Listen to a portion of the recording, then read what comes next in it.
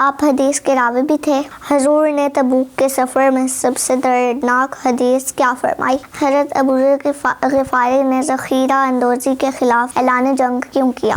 حضور کا علم غیب کا واقعہ اور معجزہ کیا ہے؟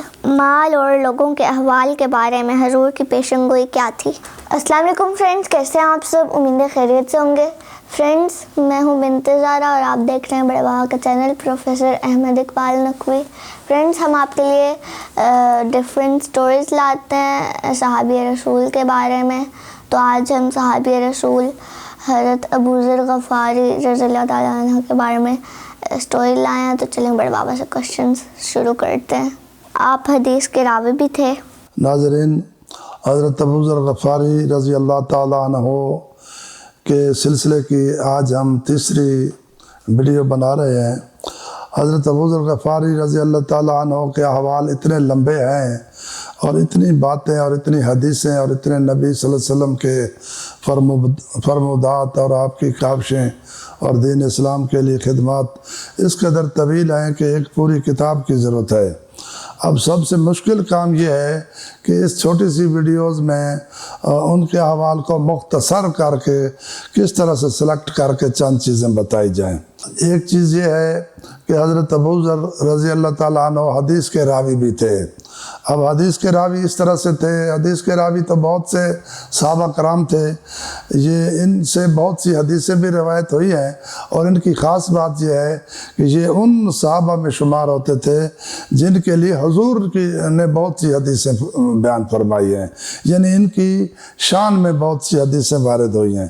کچھ میں پہلے عرض کر چکا ہوں۔ تو ان سے ایک حدیث یہ آئی ہے کہ ایک دفعہ حضور صلی اللہ علیہ وسلم نے ان کو فرمایا کہ اے ابوذر، مجھے اپنی امت کا بعد میں بہت ڈر ہے، اور وہ ڈر اس بات کا نہیں ہے کہ وہ دین کو چھوڑ دیں گے یا یہ کہ وہ کافر یا مشرک ہو جائیں گے، بلکہ مجھے ڈر اس چیز کا ہے کہ وہ مال کی محبت میں غرق ہو جائیں گے اور میری تعلیم کو آہستہ آہستہ بھلا دیں گے، اس کو اہمیت کم دیں گے اور مال کو اہمیت زیادہ دیں گے۔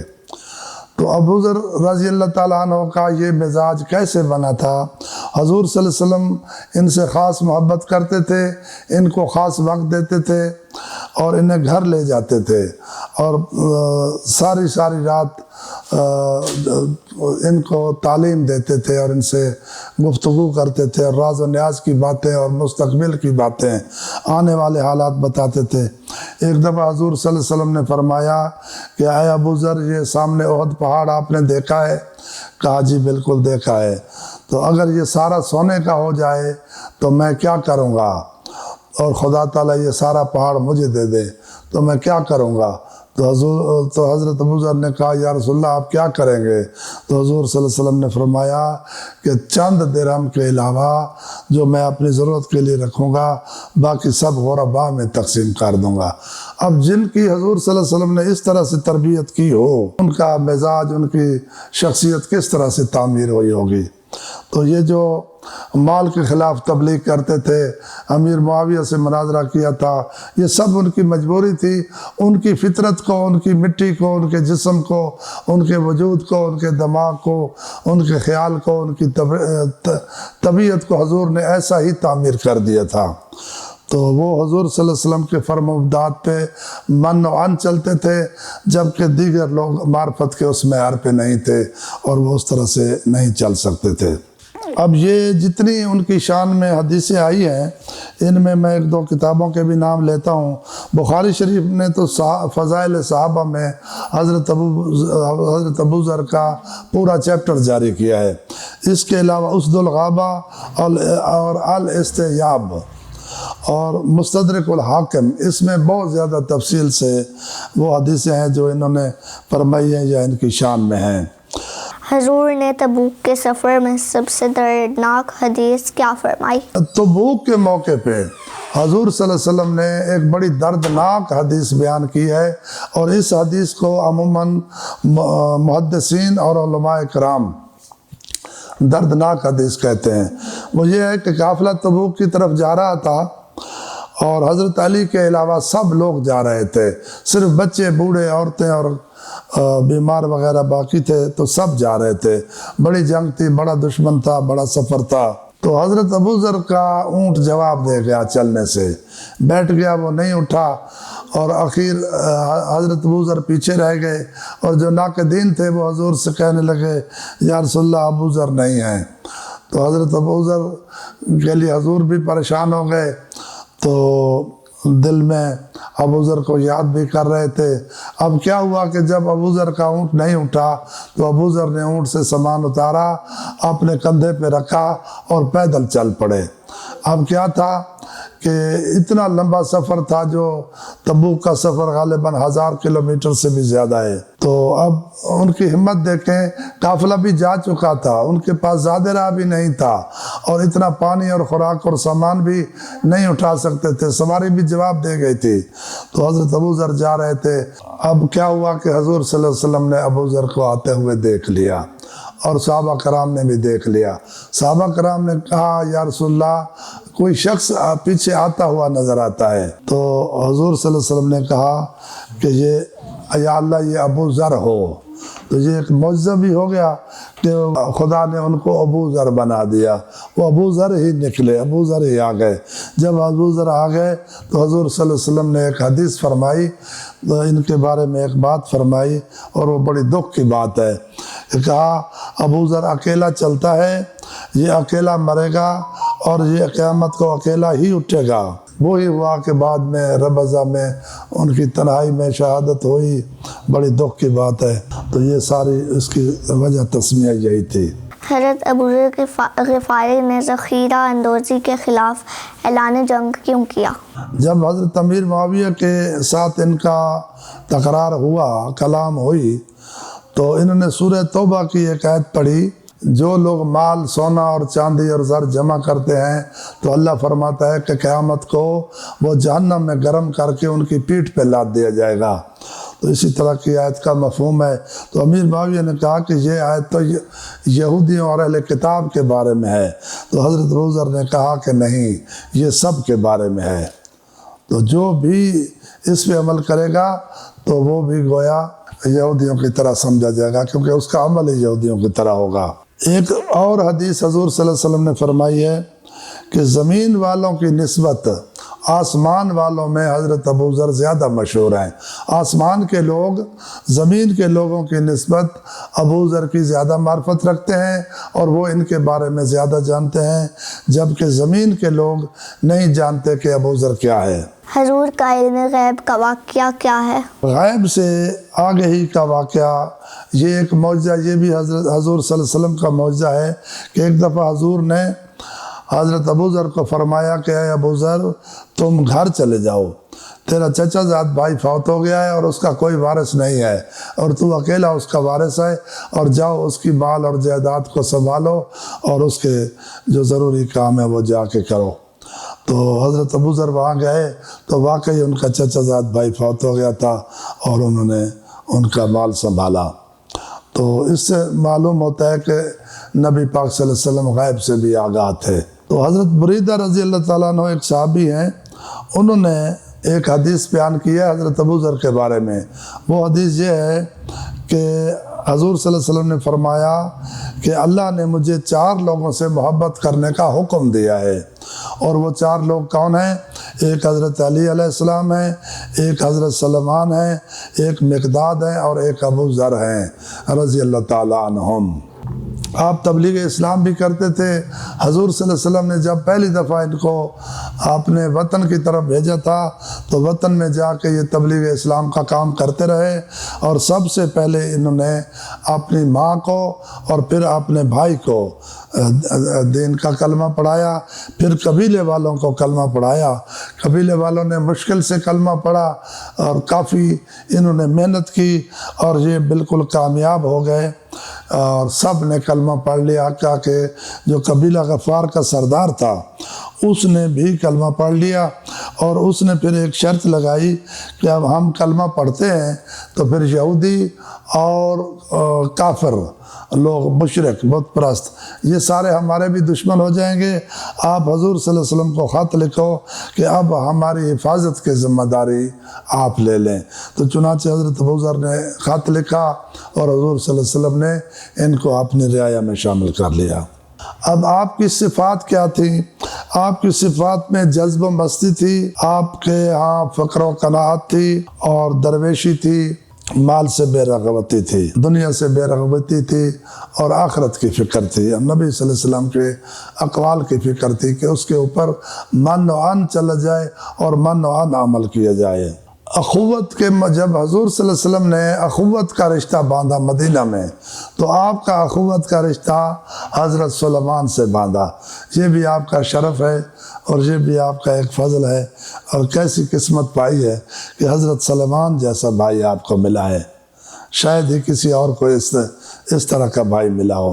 اب ایک دفعہ ان کی ایک اور فضیلت ہے کہ آپ کو حضور صلی اللہ علیہ وسلم کا جانشین بننے کا بھی موقع ملا ہے۔ تو وہ موقع کب ملا ہے؟ جب غزوہ بنی مستلق میں حضور صلی اللہ علیہ وسلم خود بنفس نفیس تشریف لے گئے، تو ان کو مدینہ میں اپنا جانشین بنا کے گئے، اور یہ بہت بڑی عزت اور فضیلت ہے۔ نبی کے جانشین تو بعد میں بھی تھے، لیکن یہ وہ جانشین ہیں جن کو نبی صلی اللہ علیہ وسلم نے خود اپنا جانشین بنایا تھا۔ اب ایک اور خاص بات ہے کہ آپ اصحاب صفہ میں سے تھے۔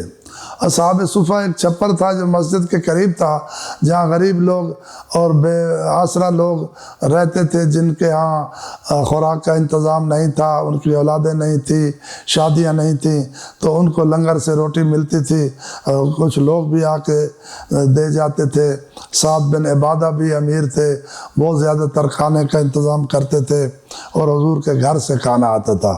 لیکن حضور صلی اللہ علیہ وسلم ان کو اپنے گھر لے جاتے تھے، اور جو معرفت کی خاص باتیں ہیں، جو ان کے پاس خاص قسم کا علم تھا، وہ اسی وجہ سے تھا کہ اصحاب صفہ میں سے ان کو حضور اٹھا کے گھر لے جاتے تھے، اور ان سے خاص شفقت اور خاص پیار اور خاص تعلیم ان کو کرتے تھے۔ پھر ایک دن ایسا ہوا کہ حضور صلی اللہ علیہ وسلم نے ان کی شادی کر دی، اور آپ کی شادی جس خاتون سے ہوئی ان کا نام ہے ام زر۔ ام زر ان کا لقب بھی اسی طرح سے تھا۔ تو آپ کی دو اولادیں تھیں، ایک بیٹا تھا اور ایک بیٹی۔ زندگی بالکل آپ کی سادہ تھی۔ اب ایک دفعہ حضرت ابو ذر غفاری رضی اللہ تعالیٰ عنہ نے حضور صلی اللہ علیہ وسلم سے کچھ سوال کیے۔ اب یہ حدیث کی کتابوں میں سوالات لکھے ہوئے ہیں، یہ دیکھیں کتنے سادہ ہیں۔ آج کل علماء بھی مجلسوں میں تقریروں میں یہ کرتے رہتے ہیں، لیکن ان کی ابتدا وہیں سے ہوئی ہے، یہ سارے ابو ذر سے باتیں آئی ہیں۔ مثلا پوچھا کہ نماز کیا ہے؟ حضور صلی اللہ علیہ وسلم نے فرمایا نماز کم ہو یا زیادہ ہو یہ خیر ہی خیر ہے۔ پھر پوچھا کہ افضل عمل کیا ہے؟ تو کہا کہ اللہ کو ایک ماننا سب سے افضل عمل ہے۔ تو پھر کہا کامل ایمان کون سا بندہ ہے؟ تو حضور نے فرمایا کہ وہ بندہ جس کا اخلاق سب سے اچھا ہو۔ پھر پوچھا کامل مسلمان کون ہے؟ تو حضور صلی اللہ علیہ وسلم نے فرمایا کہ المسلم من سالم المسلمون من لسانہ و یدہ۔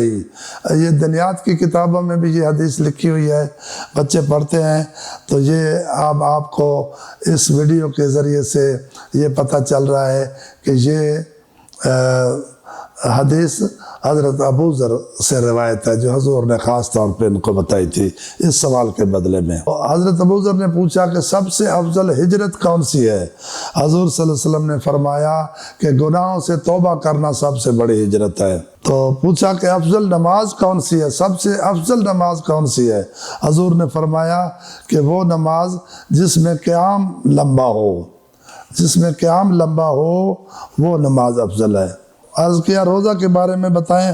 حضور نے فرمایا روزہ فرض ہے اور اس کا اجر بہت زیادہ ہے۔ اور یہاں میں ایک لفظ اپنی طرف سے عرض کرتا ہوں کہ قیامت میں 50,000 سال کا دن ہوگا اور وہاں پانی کا کوئی انتظام نہیں ہوگا۔ جو لوگ یہاں روزہ رکھیں گے ان کو قیامت کو پیاس نہیں لگے گی، تو اس لیے روزہ اس لیے بھی بہت ضروری ہے۔ تو ابو ذر نے پوچھا جہاد کون سا ہے؟ تو حضور نے فرمایا کہ کم از کم جہاد یہ ہے کہ آپ کو زخم لگے یا آپ کے گھوڑے کو زخم لگے، بے شک وہ پاؤں پہ زخم لگے، اگر کسی کے تیر یا تلوار آپ کے گھوڑے کے پاؤں پہ بھی لگے تو زخم ہے۔ تو یہاں بتانے کا اس کی تشریح میں علماء نے یہ کہا ہے کہ جہاد میں ہر طرح کے لوگ ہوتے تھے، تو کچھ لوگ وہ تھے جن کو کبھی زندگی میں زخم نہیں لگا، تو ان کے گھوڑوں کو بھی زخم نہیں لگا، ان کو جہاد میں شریک تو سمجھا جائے گا لیکن وہ مجاہدین کی یا غازیوں کے لسٹ میں نہیں آئیں گے۔ غازی وہ ہوں گے جو زخمی ہوئے ہوں یا ان کا گھوڑا زخمی ہوا ہو، پھر ان کو مجاہد کہا جائے گا کہ اس نے جہاد میں حصہ لیا ہے۔ جہاد میں حصہ لینا، مجاہد ہونا اور جہاد میں شریک ہونا، ان دونوں باتوں میں تھوڑا سا فرق ہے۔ تو یہاں حضرت ابو ذر ہیں کہ ان کا جسم مکہ میں جب پہلی دفعہ ان کو کافروں نے مارا تھا تو اس طرح سے تشبیہ دی گئی ہے کہ اس وقت جو بت ہوتے تھے یہ منات کو مانتے تھے، ان کے قبیلے والے، تو منات کا وہاں بت تھا، تو لوگ جب آ کے قربانی کرتے تھے تو خون اس بتوں کے اوپر ملتے تھے، تو وہ بت عموماً لال ہوتے تھے، خون و خون ہوتے تھے، تو اس چیز کو وہ ثواب سمجھتے تھے۔ تو ابو ذر کی بھی 2 دن جو انہوں نے مار کی تھی، جو ان کو مارا تھا، ان کی حالت بھی اسی طرح سے ہو گئی تھی کہ لال و لال۔ تو اب دیکھیں کہ اس طرح کے لوگ ہیں جن کے مجاہد ہونے میں کوئی شک نہیں ہے اور رائے برابر بھی اس کا شائبہ تک نہیں ہے۔ پوچھا کہ کس طرح کا غلام آزاد کرنا افضل ہے؟ حضور صلی اللہ علیہ وسلم نے کہا کہ وہ غلام افضل ہے جو مالک کو پسند ہو اور جس کی قیمت بھی زیادہ ہو، جس کی لیاقت بھی زیادہ ہو اور مالک اس کو آزاد نہ کرنا چاہتا ہو۔ مالک چاہتا ہو کہ اور غلام آزاد ہو جائیں اور یہ میرا پیارا ہے میرے پاس رہے، اگر اس کو آزاد کر دے تو یہ افضل آزادی ہے۔ پوچھا افضل صدقہ کون سا ہے؟ حضور صلی اللہ علیہ وسلم نے فرمایا کہ افضل صدقہ وہ ہے کہ جب آپ کے پاس مال کم ہو اور پھر بھی آپ فقیر کی حاجت کے مطابق اس کو ادا کریں مشکل سے، تو یہ صدقہ بہت افضل ہے۔ تو ایک دفعہ پوچھا کہ سب سے بڑی آیت کون سی ہے؟ تو حضور صلی اللہ علیہ وسلم نے کہا کہ بڑی آیتوں میں آیت الکرسی ہے۔ تو کہا جی عرش کیا ہے اور کرسی کیا ہے؟ تو حضور صلی اللہ علیہ وسلم نے فرمایا کہ جیسے زمین ہے اور زمین کے اوپر ایک یاقوت یا عقیق کی انگوٹھی پڑی ہو، عرش اور کرسی کی مثال اسی طرح سے ہے۔ بہرحال یہ ادب کی باتیں ہیں، اس کی تشریح تو علماء بہتر کر سکتے ہیں۔ تو پھر پوچھا کہ انبیاء کی تعداد کتنی ہے؟ کہا لگ بھگ 1,24,000 ہے۔ کہا کہ رسول کتنے آئے ہیں، کتنے مبعوث ہوئے ہیں؟ کہا 313۔ کہا پہلے نبی کون ہیں؟ کہا حضرت آدم علیہ السلام ہیں۔ کیا وہ نبی مرسل بھی ہیں؟ حضور نے کہا ہاں وہ نبی مرسل ہیں، انہیں اللہ تعالیٰ نے اپنے دست قدرت سے پیدا کیا اور بالکل سالم الاعضاء پیدا کیا، یعنی ان کی تخلیق میں کسی طرح کا کوئی نقص نہیں تھا۔ جیسے بعض بچے پیدا ہوتے ہیں کسی کی آنکھ، ہاتھ، کان کا مسئلہ ہوتا ہے، یعنی ایسا مسئلہ آدم علیہ السلام کے لیے نہیں تھا۔ اللہ تعالیٰ نے بالکل ان کو کامل اور سالم اور صحیح پیدا کیا تھا، اور پھر اس کے بعد اللہ نے ان کو کلام کی گویائی کی طاقت عطا کی تھی۔ فرمایا سریانی زبان میں بولنے والے کتنے نبی تھے؟ تو حضور نے کہا کہ 4 نبی ہیں جو سریانی تھے، ایک آدم علیہ السلام ہے، ایک شیس علیہ السلام ہے، اور ایک نبی کا نام خنو لکھا ہوا ہے، اور چوتھے ادریس علیہ السلام ہیں۔ اور یہ 4 وہ نبی ہیں جن کو اللہ نے قلم سے لکھنے کا ہنر بھی سکھایا تھا۔ تو عرض کیا کہ 4 نبی عربی کون ہیں، جو عربی بولنے والے 4 نبی؟ تو حضور صلی اللہ علیہ وسلم نے فرمایا وہ ہود علیہ السلام ہیں، صالح علیہ السلام ہیں، اور میں ہوں۔ عرض کیا یا رسول اللہ کل صحیفے کتنے نازل ہوئے ہیں؟ تو حضور نے فرمایا کہ 100 صحیفے نازل ہوئے ہیں اور 4 کتابیں نازل ہوئی ہیں۔ تو عرض کیا کس کس پہ نازل ہوئے ہیں؟ فرمایا 50 صحیفے حضرت شیس علیہ السلام پہ نازل ہوئے ہیں جو آدم علیہ السلام کے بیٹے تھے، 30 صحیفے حضرت ادریس علیہ السلام پہ نازل ہوئے ہیں، 10 صحیفے حضرت ابراہیم علیہ السلام پہ نازل ہوئے ہیں، اور 10 صحیفے حضرت موسیٰ علیہ السلام پہ نازل ہوئے ہیں۔ اور اس کے علاوہ 4 کتابیں نازل ہوئی ہیں جن کے نام تورات، انجیل، زبور اور قرآن شریف ہیں۔ تو پھر ترتیب وار بتایا کہ تورات موسیٰ علیہ السلام پہ آئی ہے، انجیل عیسیٰ علیہ السلام پہ آئی ہے، اور زبور حضرت داؤد علیہ السلام پہ آئی ہے، جو دعاؤں کا مجموعہ ہے۔ اس میں باقاعدہ شریعت نہیں ہے لیکن اس میں دعائیں ہیں، اور قرآن شریف مجھ پہ آیا ہے۔ آخری سوال انہوں نے یہ پوچھا، ابراہیم علیہ السلام پہ جو صحیفے آئے ہیں ان کی خاص بات کیا ہے، کیونکہ ہم لوگ دین ابراہیمی پہ ہیں۔ اب ایک بات میں یہاں یہ بھی بتا دوں کہ ابو ذر کا جو قبیلہ تھا وہ مشرک تھا، لیکن ابو ذر دین ابراہیمی پہ تھے۔ اسی طرح مدینہ کے لوگ بھی دین ابراہیمی پہ تھے، اور حضور صلی اللہ علیہ وسلم کا جو خاندان تھا بنی ہاشم وہ بھی دین ابراہیمی پہ تھا، اور حضرت خدیجہ کا خاندان بھی دین ابراہیمی پہ تھا، لیکن مکہ کے باقی لوگ مشرک تھے۔ مشرک وہ تھے جو بت پرست تھے، اور کچھ لوگ یہودی تھے، کچھ عیسائی تھے جو عیسیٰ علیہ السلام کے دین پہ تھے، لیکن جو ان کے دین پہ نہیں تھے وہ اسماعیل علیہ السلام کی نسل سے تھے۔ ان میں سے بہت لوگوں کی تعداد وہ تھی جو ابراہیم علیہ السلام کے دین پہ باقی تھے، اور اس کو دین ابراہیمی کہتے ہیں۔ تو حضور صلی اللہ علیہ وسلم بھی فخر کیا کرتے تھے کہ میں اپنے جد ابراہیم علیہ السلام کے دین پہ ہوں۔